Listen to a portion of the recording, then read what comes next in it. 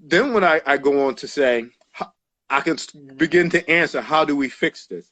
We got to undo what we did back in the Victorian days. Don't put the jacket down over the water anymore. Let them get wet.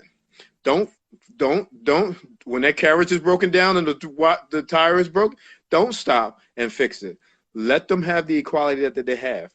But this is the hard part for men. We got to stop selling ourselves short. We got to see ourselves as just as valuable as these women see themselves. Our sex is just as important as their sex.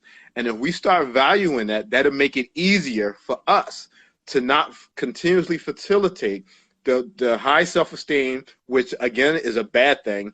Low self-esteem is a bad thing. High self-esteem is a bad thing. You need to have a healthy self-esteem.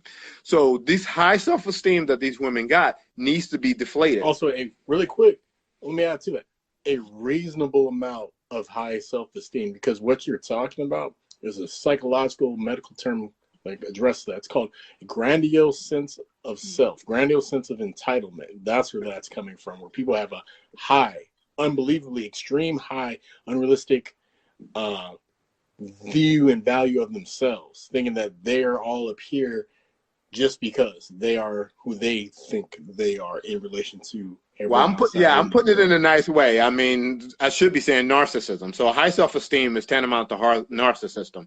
Again, Yes. I will argue that you need to have a healthy self-esteem. You need to be humble, and you need to understand your shortcomings. You need to understand your actual worth.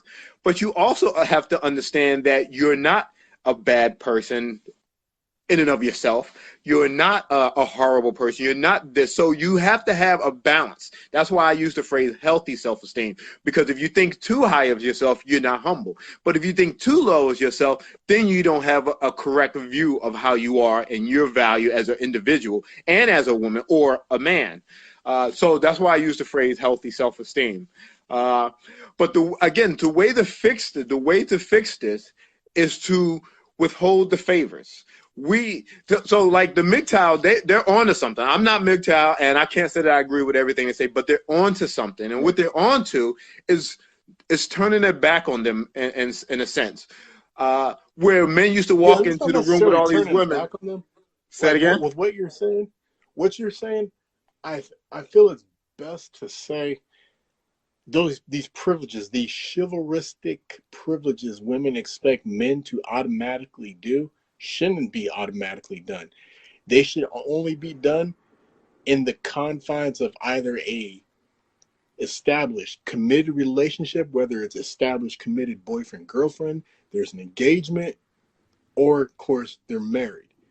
Or if there is an on-the-spot situation where it calls for it to happen because it's life or death emergency, by all means do it. But doing it just because you are of a certain gender, it's not guaranteed like that. And women need to stop thinking that way and having that sense of entitlement, that grandiose sense of entitlement, along with men should not be encouraging that grandiose sense of entitlement, or to go along with those men who are encouraging it just so then they can get some. I'll be polite and say it like that. I don't want to be blunt and bold. Exactly, and that's part of the reason. So that treatment has to be earned.